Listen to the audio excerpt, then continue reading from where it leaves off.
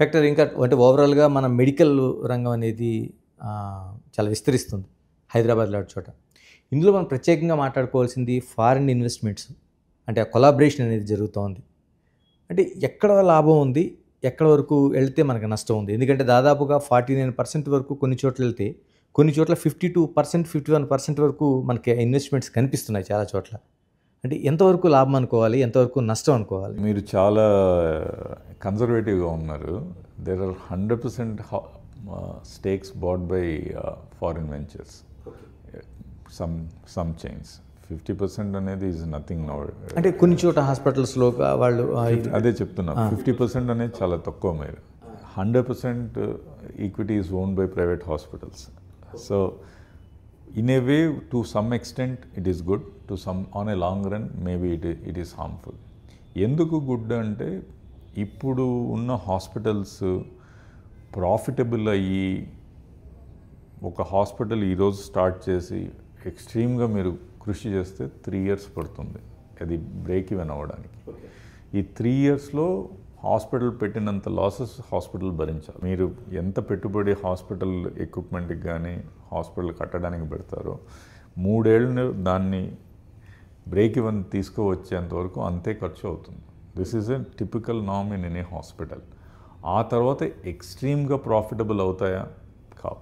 So మీరు ఏ corporate hospital అయినా చూసుకోండి, ఎబిటాస్ అని ఇస్తారు 15% to 20%. Extremely low EBITDAs compare to any industry.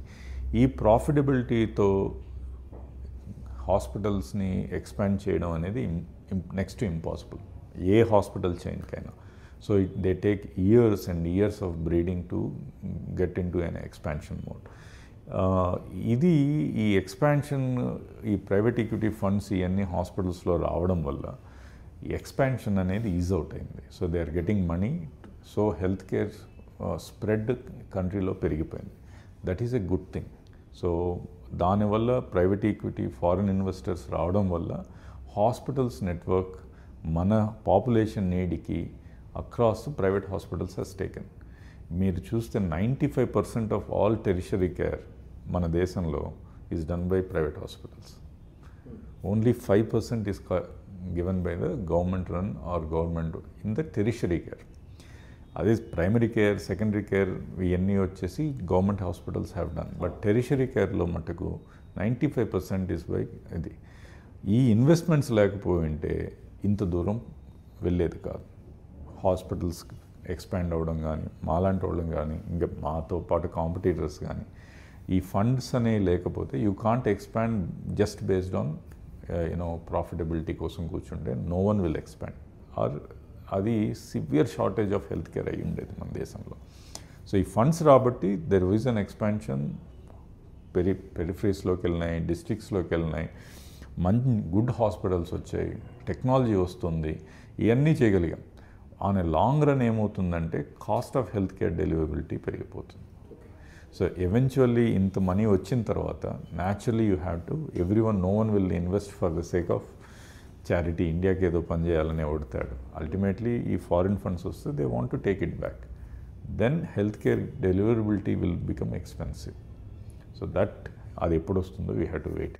ఎందుకంటే వాళ్ళకి ఫారిన్ ఇన్వెస్టర్స్కి ఎందుకు అంత నమ్మకం? మనకి బాగా పెట్టుబడులు పెట్టడానికి గల రీజన్ అంటే మన అనారోగ్యాలపైన వాళ్ళకైనా అంత కాన్ఫిడెంట్గా ఉన్నారా? లేకపోతే ఎందుకని? అంటే ఎక్కువ జనాభా ఉందనా? లేకపోతే రోగాల సంఖ్య ఉందనా? ఇండియా ఒక 20-25 years బ్యాక్ తీసుకుంటే it is a backward country. It's not developing country also. We were a backward country if you take before 1990. Serious economic reforms కావచ్చు, అండ్ ఈ లాస్ట్ 10-15 yearsలో ఇంకా దాన్ని మోర్ అండ్ మోర్ ఓపెన్ అయిపోయింది కాబట్టి market. We developed అనకపోయినా we are close to a developed country now. Rapidly expanding middle class, spending power అంటే ఖర్చు పెట్టగలిగిన ఇది. హెల్త్ అనేది ఇంతకుముందు మీరు if you go back to villages కానీ ఇట్లా ఒక డిజీజ్ వస్తే మనం అఫోర్డ్ కాలేదు అంటే వదిలేసే పరిస్థితి. ఇప్పుడు everyone wants care, everyone wants life, everyone wants to spend on health and service. It is not just health, any service sector తీసుకోండి, it has grown up like that. So health is the primary foundation for any health sector. First and foremost food, housing అయితే next most important is health.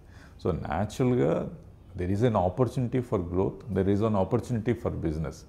So మన ఏదో జబ్బులు ఎక్కువ ఉన్నాయో అనేది కాదు, first and foremost population. And ఇప్పుడు మన ratio of bed to population western కంట్రీస్కి మనం చేస్తే వీఆర్ నోవేర్ క్లోజ్. అంటే అంత నీడ్ ఉంది, హెల్త్ కేర్ నీడ్ ఉంది.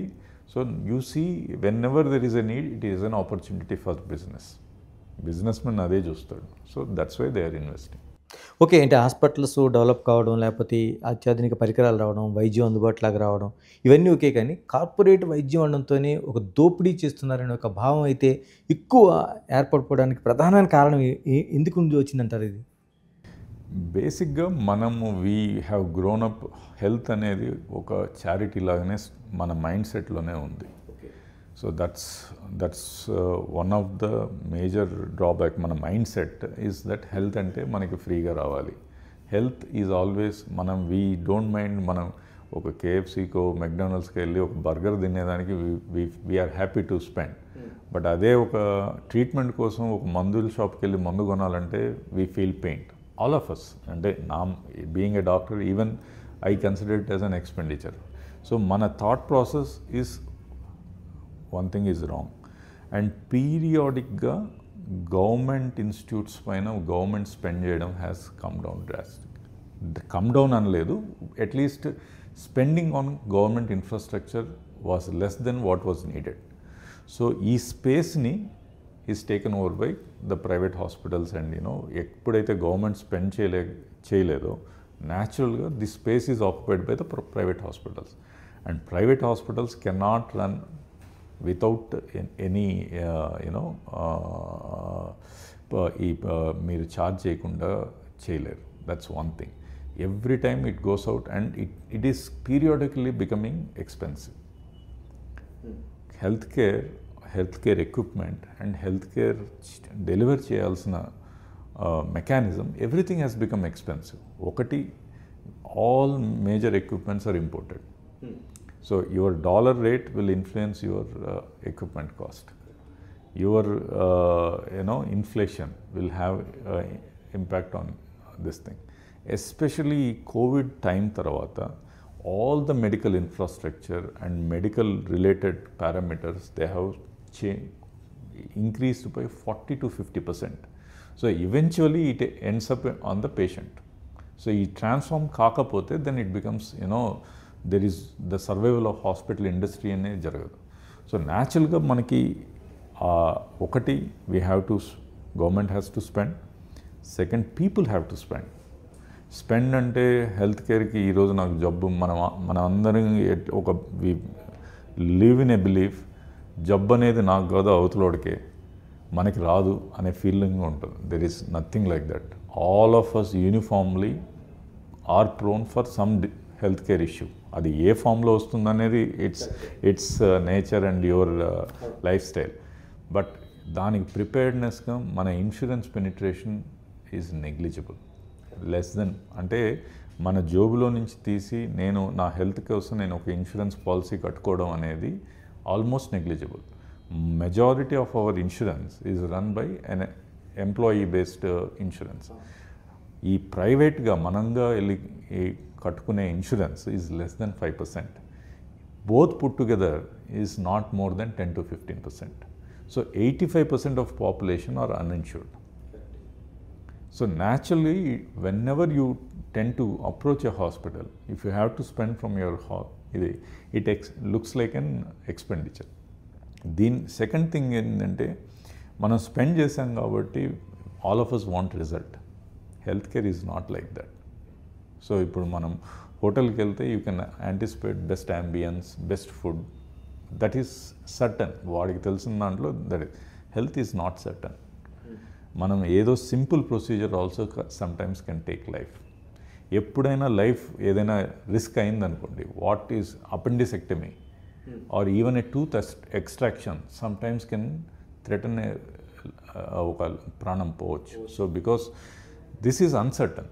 సో దీనికి అన్ని వేరియస్ పారామీటర్స్ సెట్ చేసినా కూడా there is one add case, 1 in a lakh, you can lose that. So whenever we spend, we believe that, our treatment is certain and అతను బతకాల్సిందే అనే ఫీలింగ్తో ఉంటాం. That's a human psychology. So ఈ అన్ని thought process will eventually lead into that saying that వాళ్ళు లూటీ చేస్తున్నారు, unwanted చేస్తున్నారు. It comes into that when ever you get pain, you only try to తప్పు మనలో ఉందని మనం అనుకోం. We want to put the blame or put it on that. అంతేగాని జనరల్గా none of the big chains will get into any of this kind of things. Eventually mistakes happen. Hospitals they are also humans, they also make mistakes, various forms of mistakes. కొన్నిసార్లు doctors can end up into a complication because of under skilled things. Everything is part of the same game. So ఇవన్నీ వచ్చేసి invariably how big the institution is, ఎంత పెద్ద brands అయినా కూడా small things can happen. When it happens, the anger comes up in